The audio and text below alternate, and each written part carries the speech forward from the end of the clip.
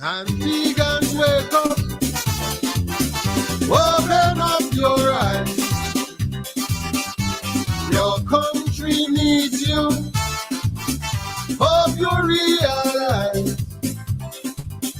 our government is abusing its power and authority, and it is having adverse effects on the whole country.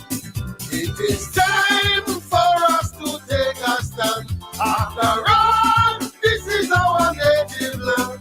That is why I came back to sing, to expose the wicked things they're perpetrating. It is only time for the self-destruct. Greed and power is their TNT. Their purpose in government was for the bucks. They don't really care about this country.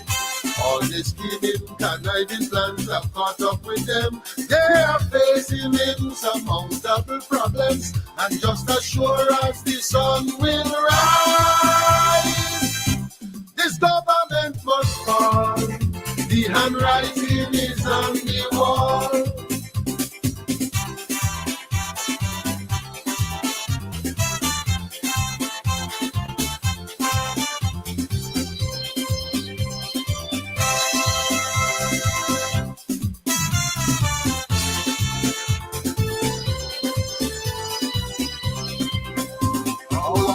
Minister, I'm like a dictator. If with him you don't agree, you can't progress in your country. Our government has no respect for the business community. No dialogue, they only causing us indiscipline.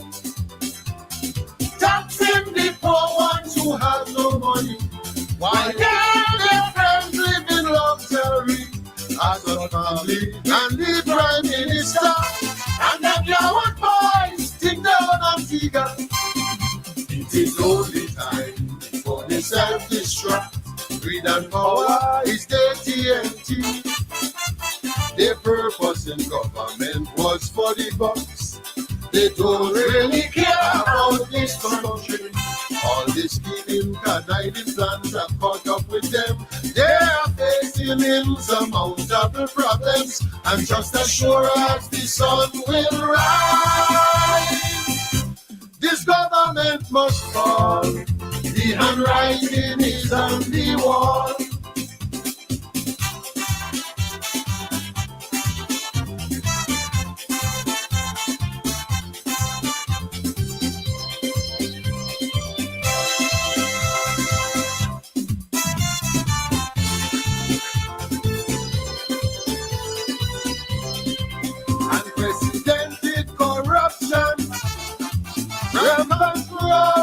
Island and victimization to those who express dissatisfaction with the way this government's wandering this country's revenue,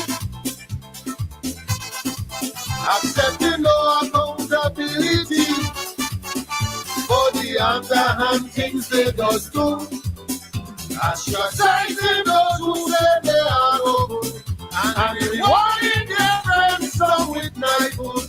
Hurricane mash up the place and Halcyon. I oppose them so they come and take back the land. It is only time for the self-destruct. Greed and power is their TNT. Their purpose in government was for the bucks. They don't really care about this country. All the scheming, conniving plans have caught up with them. They are facing insurmountable problems, and just as sure as the sun will rise, this government must fall. The handwriting is on the wall.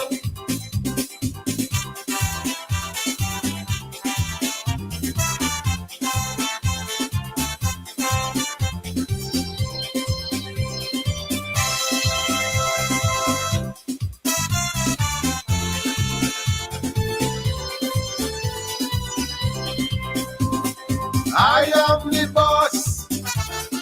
Come and be opposed me. Ask God and Marshall. Look what I did to Percy. He was standing in the way of my daughter's future. So I demoralized him with the aid of the newspaper. But the tolerate this man's mentality. Will my people be bought out by duty free? If we don't remove them in the next election, it will be a target for the future generation. So I will leave them alone, let them self-destruct. Greed and power is their TNT. Their purpose in government was for the box. They don't really care about this country. All this scheming, conniving plans have caught up with them. They are facing insurmountable problems, and just as sure as the sun will rise, this government must fall. The handwriting is on the wall.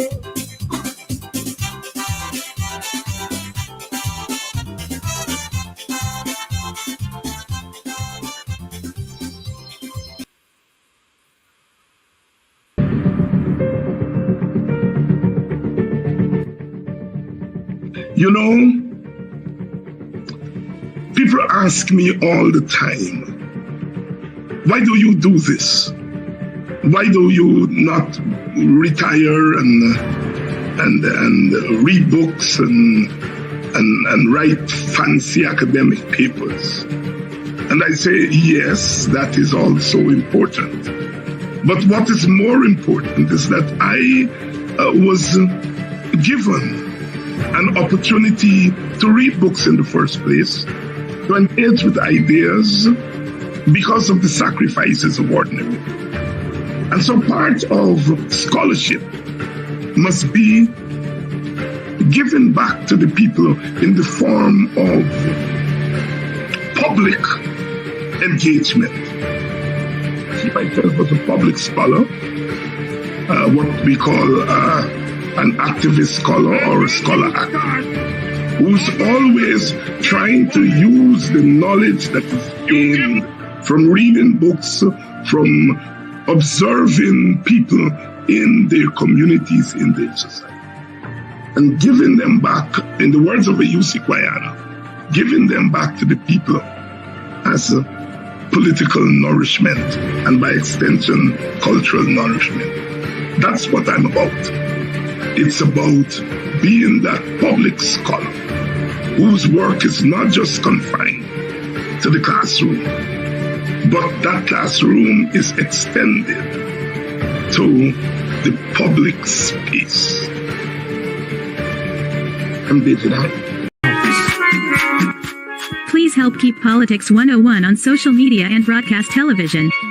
If you are in North America, please donate via Cash App or PayPal. If you are in Guyana and the Caribbean and don't have access to Cash App and PayPal, email your pledge to dhines6106@aol.com and we will direct you how to get your donation to us. Thank you in advance for your donation.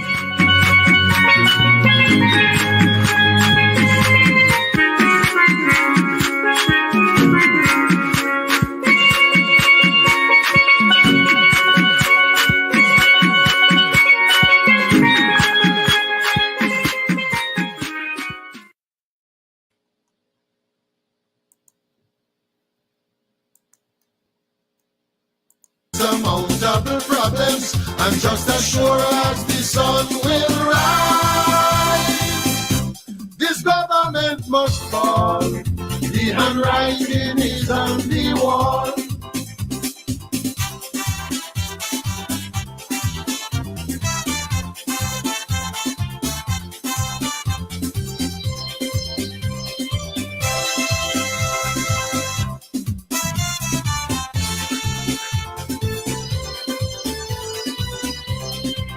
Unprecedented corruption rampant throughout the island, and victimization to those who express dissatisfaction with the way this government's squandering this country's revenue, accepting no accountability for the underhand things they just do, ostracizing those who say they are no good, and rewarding their friends some with knifewood. Hurricane mash up the place and Halcyon. I oppose them, so they come and take back the land. It is only time before they self-destruct. Greed and power is their TNT. Their purpose in government was for the bucks. They don't really care about this country. All the scheming, conniving plans have caught up with them. They are facing insurmountable problems, and just as sure as the sun will rise, this government must fall. The handwriting is on the wall.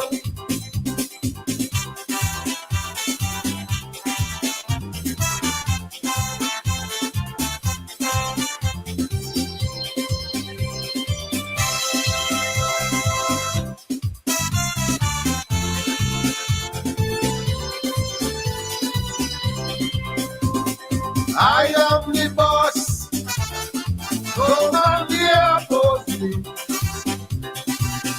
Ask God and Marshall, look what I did to Percy. He was standing in the way of my daughter's future, so I demoralized him with the aid of the newspaper. But the tolerate this man's mentality. Will my people be bought out by duty free? If we don't remove them in the next election, it will be a carpet for the future generation. So I will leave them alone, let them self-destruct. Greed and power is their TNT. Their purpose in government was for the bucks.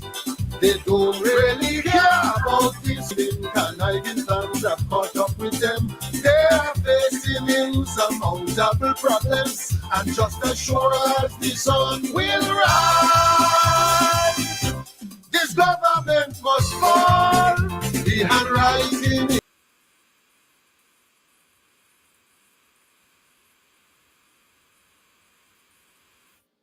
Yes,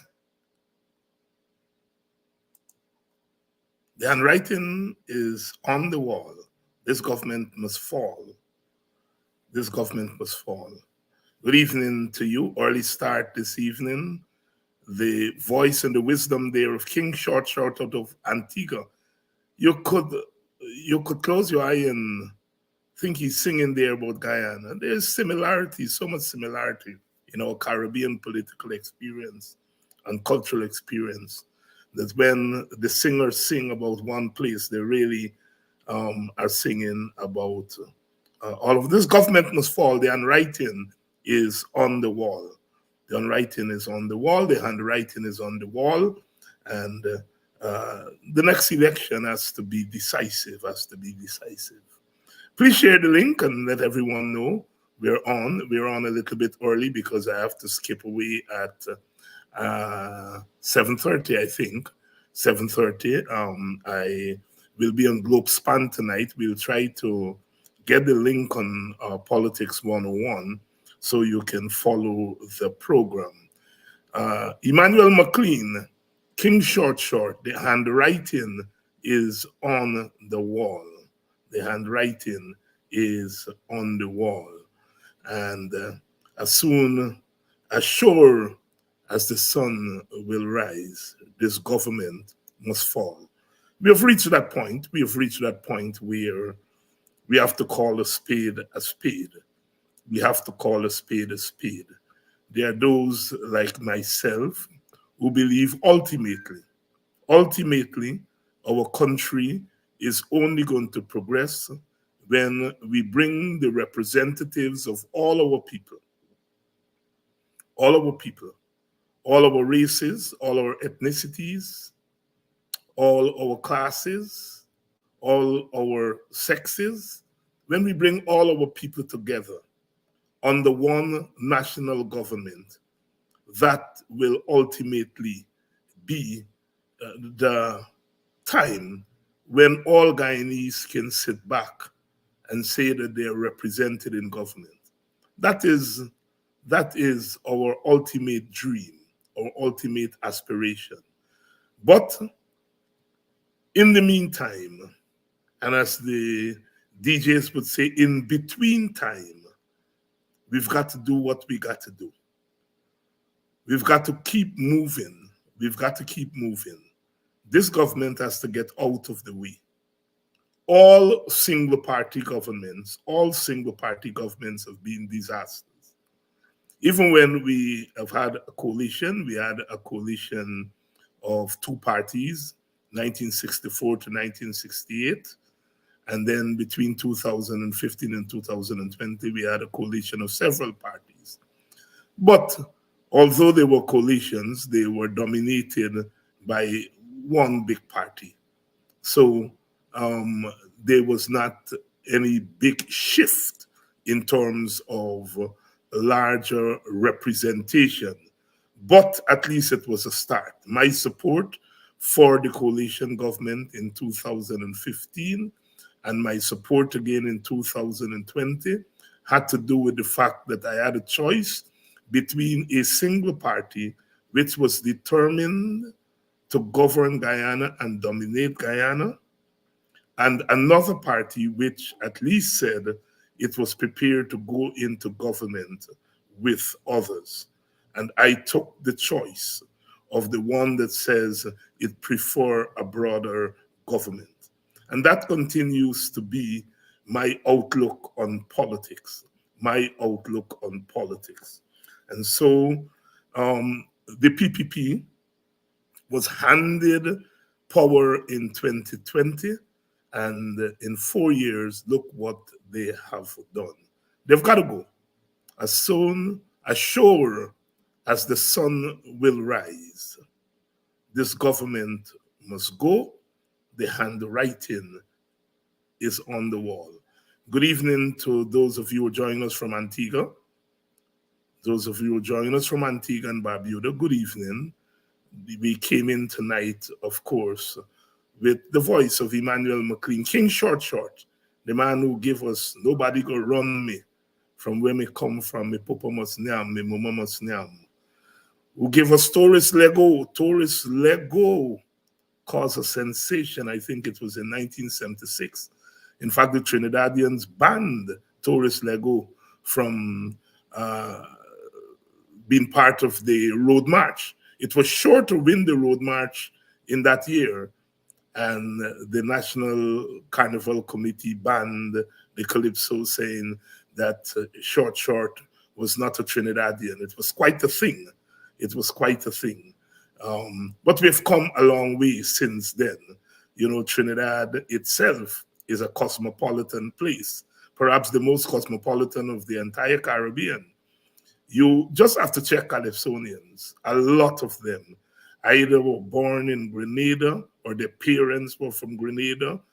Some of them came from St. Kitts, St. Lucia, and so forth, and they ended up there in Trinidad. In fact, Laventille, they used to call it Little Grenada.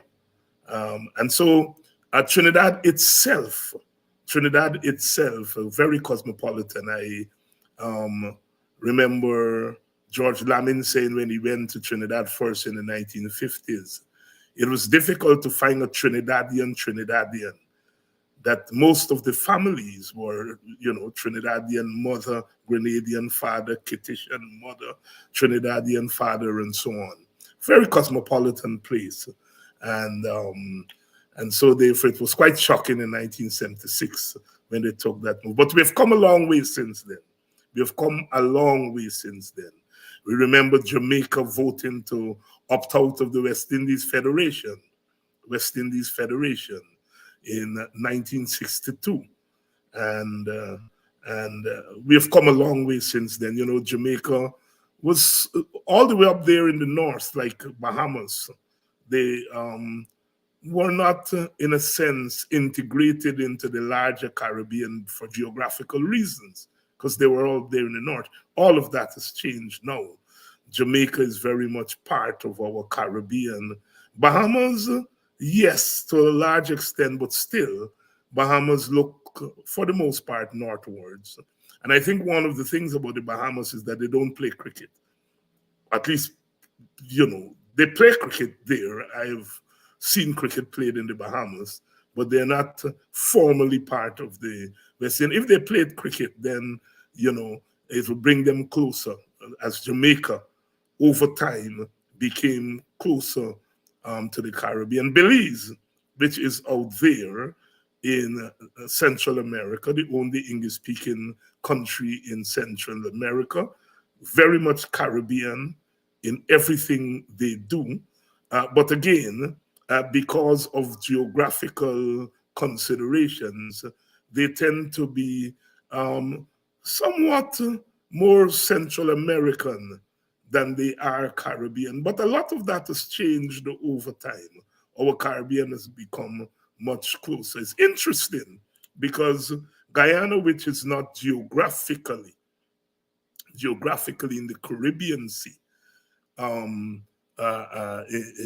but nevertheless, culturally and politically, always Caribbean. Perhaps as my colleagues in the wider Caribbean would tell me, that you Guyanese are more Caribbean than the rest of us, in the sense that you didn't find the kind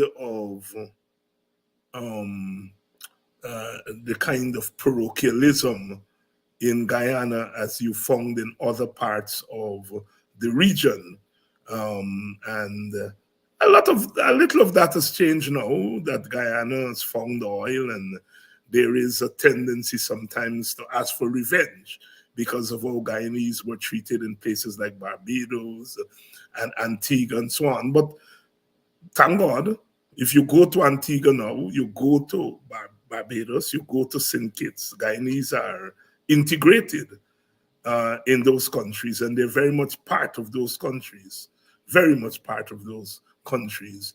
And so good evening to all of you who are joining us from the wider Caribbean. Those of you who are joining us from in Guyana, good evening. Please share the link. We are on a little bit early, so I guess the larger crowd is going to join us in a couple of minutes. I have to leave a little bit early today. I committed to doing a program once per month on GlobeSpan for now, and so I'll be over there from 7:30 this evening. We're going to try to share the link on Politics 101 page, so for those of you who want to follow the program. So the handwriting is on the wall. This government has to go. That has to be our resolve. But the government will go if we plan correctly and if we execute our plans correctly. It is clear that the government has to go. We are not in the age of revolution and all of that, so the option is the ballot box. The option is the ballot box. The option is the democratic way. But we know that there are problems with the ballot box. We found that out in 2020. In 2020, we found out that there were ways in which our elections could be rigged long before election day. The so-called opinion shapers, some of them do not want to go there. They want to make the problem, of rigging a partisan problem and an ethnic problem. But the problem of electoral rigging is a problem that is enshrined in the electoral architecture of our country. CARICOM said that, the CARICOM observers, which were quite friendly with the government and which contributed to the installation of the government, they nevertheless said that GCOM in the state that they found it in 2020 could not deliver credible elections. Yet they said the elections brought the PPP to power. Quite a contradiction, but we have moved on from that. What we are talking about is the electoral architecture. We have to ensure that the electoral architecture is cleaned up so that all participants have an equal chance of winning a majority. Because in the first instance, you have to win a majority. The PPP is resisting all attempts to clean up the machinery. There are two big issues. There are other issues, but the two big issues is the question of the voters list and the question of voter impersonation. And we saw how the voters list bloated by some 200,000 names, 200,000 extra names are on that list. And how one can maneuver 5,000, 10,000, it takes 5,000 to win a seat. So if you can maneuver 5,000 votes, there you go. You have your majority there. And the PPP very skillfully did that in 2020. Very skillfully did it in 2020.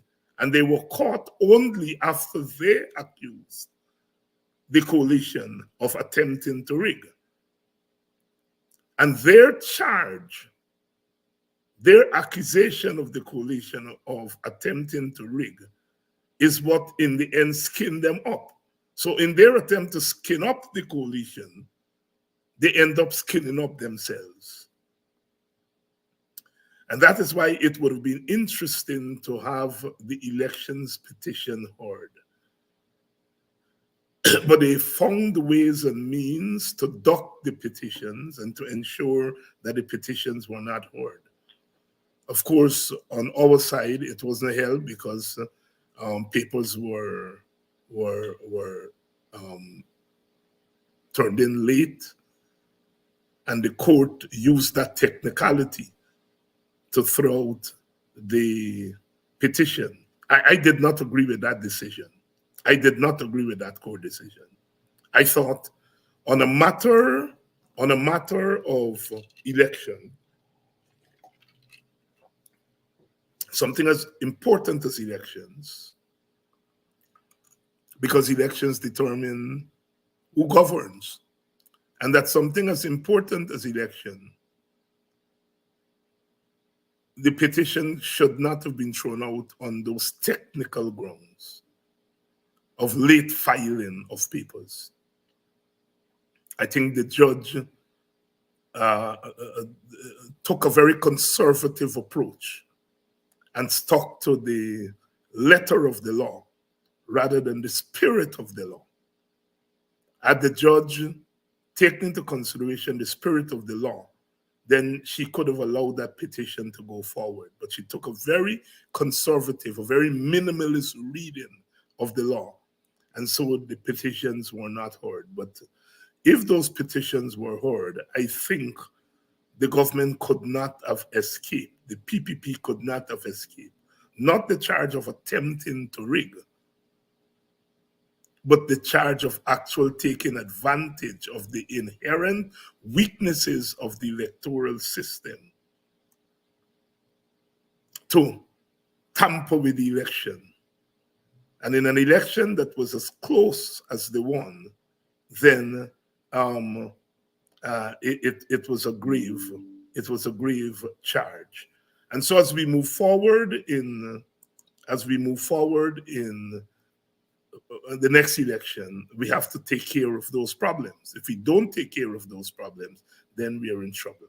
Good evening to all of you, those of you who are joining us from outside of Guyana, North America, the wider Caribbean, Europe, Central America, Africa.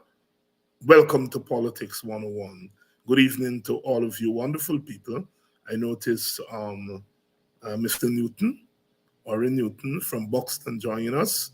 We would like to extend the condolences to the family of Rudolph Thomas, known to Buxtonians as Walkabout. Good friend, good friend. Very, very interesting guy.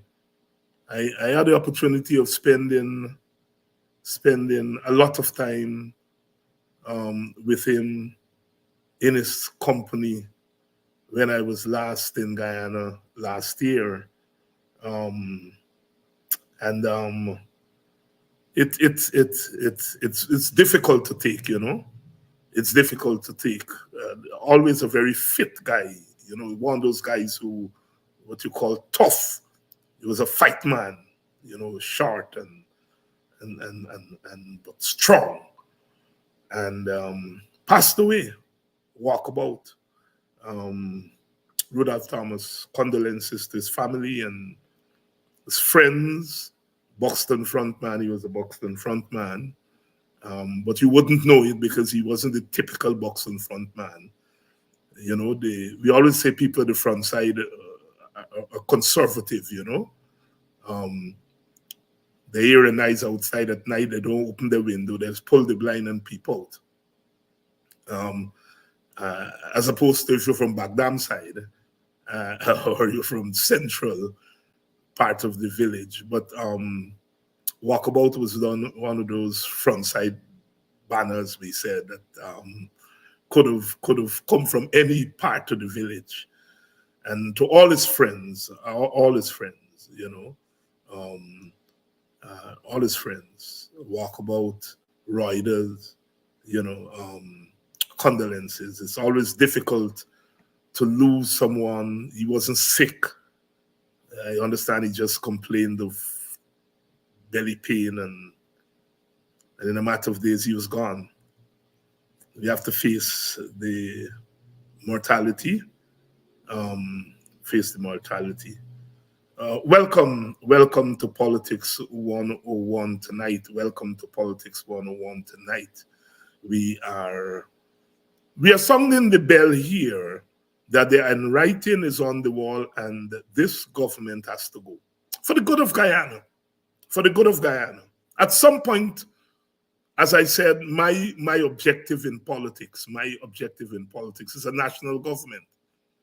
And I don't think you can have a national government without the representative of East Indians. And East Indians vote for the PPP, whether we like it or not. And ultimately, you know, we have to deal with the PPP, and East Indians have to deal with the PNC, because Black people, for the most part, vote for the PNC. And we have to come to grips at some point. We have to come to grips. Do you think that former PM, I think Miranda is asking me one of those questions there. Do you think that former PM Bruce Goldin was not fair in his comments about never? Who is Bruce Goldin? Since when Bruce Goldin becomes an authority? Bruce Goldin came to Guyana as they all came to Guyana. And they all do not understand the dynamics of Guyanese politics. I can say that to Bruce Goldin, Owen Hart, and the rest of them, and I have respect for them. Bruce Goldin is a former prime minister. But they do not understand Guyana. I go to conferences all the time in the Caribbean, and they're Caribbean scholars who teach about the Caribbean, but do not have an inkling about the complexities of Guyana and Guyanese politics. If you're from Jamaica, you don't have to deal with ethnic problems. Jamaica is a place that's 90-something% Black. And so when you're talking about ethnic politics and its dynamics, the Jamaicans don't have to deal with that.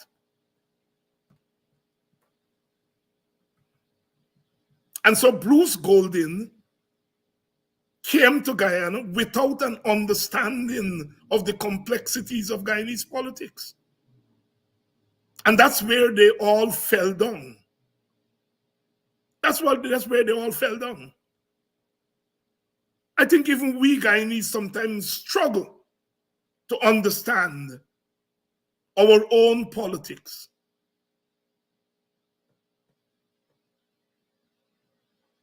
And you see, look, politicians are politicians. I heard the PPP saying after the elections, well, look, we won the elections because everyone said we won the elections. The external people said we won the elections, as this brown person is saying here.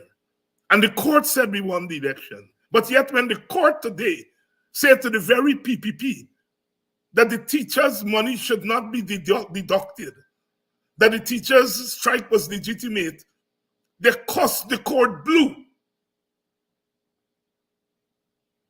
And the very CARICOM that you are talking about, Bruce Golden and others, this government, PPP government, has no time for CARICOM. Never did. The PPP never took Guyana into the West Indian Federation because Dr. Jagan said that Indians would feel as a minority in a larger West Indian nation, a larger West Indian government. And for a long time, the PPP felt that CARICOM was a black people club. And because CARICOM signed off on them, in this installation, they're singing the praise of CARICOM, but I tell you, tomorrow, if CARICOM move another way, they'll cost CARICOM blue. The PPP is not an integrationist party. It is not. It is not an integrated, it has never been fulsome in its support of regional integration. It has never been fulsome. And I understand its reticence about Caribbean integration because it is representing East Indians who represent a large population in Trinidad, Guyana, and Suriname. And at one point, when Basilio Pandey was in office and the PPP was in office and there was an Indian-led government in Suriname, there was talk among the three about setting up a sub-regional group of the three of them. So the PPP has never been integrationist. If the PPP is integrationist, I challenge them now. Let us talk about a Caribbean vision for our development using our oil resources. What Chavez did for the Caribbean, let us do it in a structured and legal way. The PPP is not going to go there. Yes, they're going to have business people coming in from Trinidad, who are mostly Indo-Trinidadians. Yes, but that's the extent of their integration. They're going to play ball with Mia Motley and play ball with Ralph Gonzalez because, you know, Motley and Gonzalez and others are in that hustling mode, hustling a little aid there, hustling a little aid there. God bless them, you know. But we are saying that the evidence coming out of the boxes at the last elections is irrefutable. Boxes are not normally opened before an election is determined. They're not usually opened. And I remember saying, do not open those boxes. Leave those boxes alone. Oh my God, they cost me nasty, David Hines, including some of my own friends. Some of them don't talk to me up to today. David Hines against democracy. He says, oh, what? Broke up the boxes and all kind of foolishness. I was saying that if you open those boxes, you're opening a can of worms. And they open the boxes and they open a can of worms and they don't want to deal with the worms now.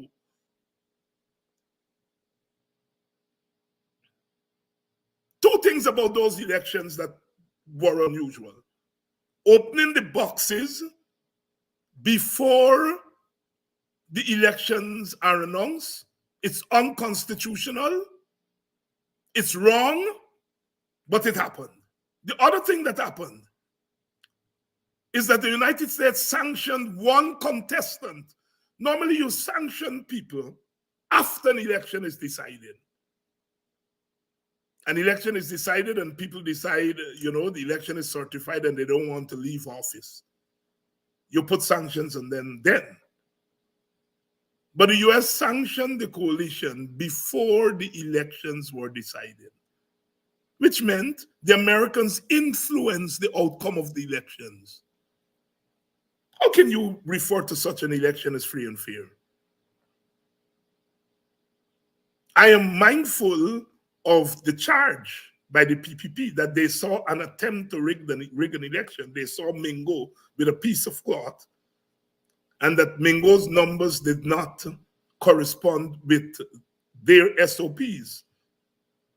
Well, look, that is hardly on its face enough evidence. That matter needed to go before the court, as all elections are. If you see an attempt to rig an elections, you go to court in a petition. That did not happen. So we do not know whether Mingo's numbers and the PPP's numbers correspond. How do we know that the PPP's SOPs are real SOPs? Remember, in 2015, they found fake SOPs that the PPP attempted to duck in GCOM. And Mr. Lowenfield was able to detect the fake SOPs in 2015. Guyana has a rigging problem. It has a rigging problem. And it's not confined to one party. In the old days, it was confined to the PNC. Not that the other party didn't rig. The other party rigged, but they didn't rig enough to win. When you are in the back of Enterprise, I went to the back of Enterprise. There were two young people, 18, 19, the first time voting, and they went to the office there in Buxton, and they couldn't find their names at the place, brother and sister, 18, 19, and they couldn't find their names at the place of poll that they were directed to. And they wanted to vote. They were so proud that they were getting the chance to vote, and they came to the command center in Buxton. And they found that their names were down at a polling place in Enterprise. Nobody wanted to go in Enterprise. But I put the two young people in my car, and the late Ronald Willibus came with me. And we went and we took the young people all the way at the back of Enterprise. And when we found the polling place, it was a tent that they put up in a ball field at the back of Enterprise. When we got there, nothing was going on. Nobody was there voting. All that was in there was the presiding people and the PPP polling agent. The coalition didn't send the polling agent there because nobody wants to go in at the back of Enterprise and so on. And when I walk in there, they jump. One of them, I think, recognized me, and they jumped. The young people voted and so on. But what I'm saying, if you are there, the presiding officers are all PPP people. The polling agent, the PPP, you do what you want with that box. And that has always been so. From the 1960s come right through. In the Indian areas where the PNC can't get black people to go for fear of their safety and so on, they do what they want with those boxes. And I assume the same happened in black communities. that the PPP couldn't find Indians to go into. Rigging is a problem. And at the last election, you know, the PPP, the PNC, in the old days, the way they rig is, had their people vote multiple times. Had their people vote multiple times. There was not one charge of that in 2020. And I can say without anybody pointing a finger, it didn't happen in the area that I worked in on election. There was no multiple voting. In fact, I will tell you a story. Somebody from my village went to vote for their mother, proxy vote, and they didn't have the proper documentation. And the black Bostonian woman said, well, you don't have the proper documentation and you can't vote for your mother. You go home and get the proper documentation and come back. And the word went around that, you know, this young lady was walking against the coalition and she didn't want people to vote and so on. And they sent me to see about the matter. I knew the young lady, and I knew that she wasn't working against the coalition interest. She was just going by the rules. I knew that even before I got there. So when I got there at the polling station, I asked, well, what happened? And as I predicted, the young lady said, well, the girl come here and said she wanted to vote for her mother, and she didn't have the proper documentation and said she can't vote. That happened in Buxton, in a black area, where someone from the village who is a supporter of the coalition, but on that day, she was working as an agent of GCOM, and she refused to allow wrongdoing. When I got there and she explained it to me, I shook my head and I said, just as I expected, and I was able to calm the crowd down and to say, well, you know, she's doing her job. She's not engaging in rigging. And they, you know, they listened to me and so on, and I think the young lady went home and got the proper documentation that she needed and came back and was able to vote, you know. The young lady wasn't attempting to beat the system. She didn't have the documents, and she felt that, you know, she should not be sent home to get the document to come back. Why they can't allow her to vote? But the girl tell her, no, the rules is the rules. Go home and get the document and come back. So neither of them was wrong. The one wasn't trying to beat the system. She was saying, well, send me back, man. Let me vote now. And the other lady said, no, the rules say that you have to have this documentation. I am telling you that I saw that in my village in Buxton. So when people talk about rigging election and so on, there are those stories that are not being told. There are those stories that are not being told. And I've told the story here many times of being in Monrepo, one of the areas where the 47 boxes had no documentation. And Brother Nandlal was there with a young man that was caught impersonating another voter. And Nandlal pleaded with me to say, talk to the PNC people, man, and let me settle this thing. He didn't deny that the young man was engaged in skullduggery. He said, you know, this is a matter can be settled between the two parties. And I was passing, going in to carry a polling agent down at the back of Monrepo, and they stopped my car. I didn't want to come out because it was a big crowd there in Monrepo. And the security guys who were there didn't want me to go out, but I insisted on going out, and I went out, and Nandlal lay story to me. And I said, well, you know, Nandlal, that is not a matter for me to intervene with. This is not a matter between the two parties. This is a matter of wrong and right. And I left and went away. The point I am making is that our election machinery is porous and it can be manipulated. That Bruce Golding doesn't know that. Bruce Golding doesn't know that at the back of Enterprise in a ball field, there's a tent at the back there. And in that tent, there is no opposition agent, because no opposition, you can't find young black people to go into Enterprise at the back there in the middle of the day, much less in the afternoon. And that those people are there, they're all PPP people, and they do what they want with the boxes. Bruce Golding doesn't know that. He doesn't know that.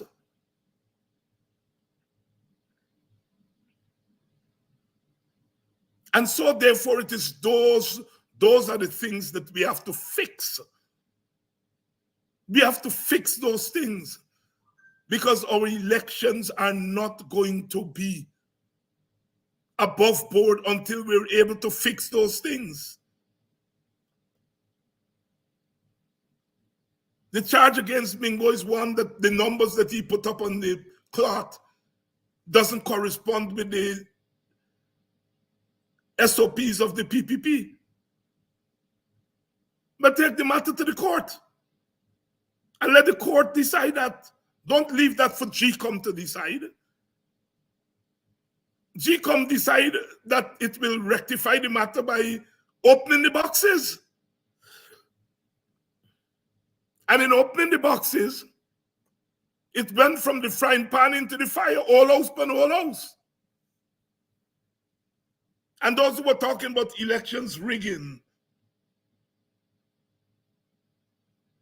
they can't face that fact. They cannot face that fact that the elections in 2020, they rigged the hell out of that election. Some of the rigging is clear because they opened the boxes. Some are not so clear. And what GCOM should have done is to say, all right, this matter didn't go before the court, but as GCOM, let us investigate, do our own assessment. Do our own assessment. GCOM has not done that to this day. So there we are, sisters and brothers. The election machinery has to be cleaned. If the elections machinery are not clean, you're forcing parties to enter an election in which the system is rigged against them. And as they did in the local government elections, they will be forced to enter the elections. But they're going into those elections already knowing that the chances of winning squarely are somewhat dimmed. And that does not spell well for the outcome of the elections. Because people are challenging the outcome of the election before it starts. And that's where the instability comes in. We talk about 5 months in 2020. If we go into an election with a messed up system, it won't be 5 months this time. It will be more than 5 months. And it won't be 5 months of back and forth. It'll be 5 months of potential disaster. That's what we are looking at. If we don't want 5 months to reoccur, fix the system before the election. Or else you're going to have a 5-month syndrome again, and it's going to be worse than it was the last time. Just my prediction. Just my prediction. So there we are. It's that time. I gotta go. I'll see you all tomorrow. Tomorrow, I think I have Dr. Jeffrey on tomorrow. We have Dr. Jeffrey on tomorrow. Yes, Dr. Jeffrey on tomorrow. So I gotta go. I'll be on GloveSpan tonight. I am going to share the link on our page, Politics 101, and you can join me there. So again, thank you all for coming through tonight. And as we said at the beginning, the handwriting is on the wall. As sure as the sun will rise, this government must fall. It has to go for the good of Guyana. It has to go for the good of Guyana. See you all tomorrow. And those of you who are going to join GloveSpan, I'll see you all later.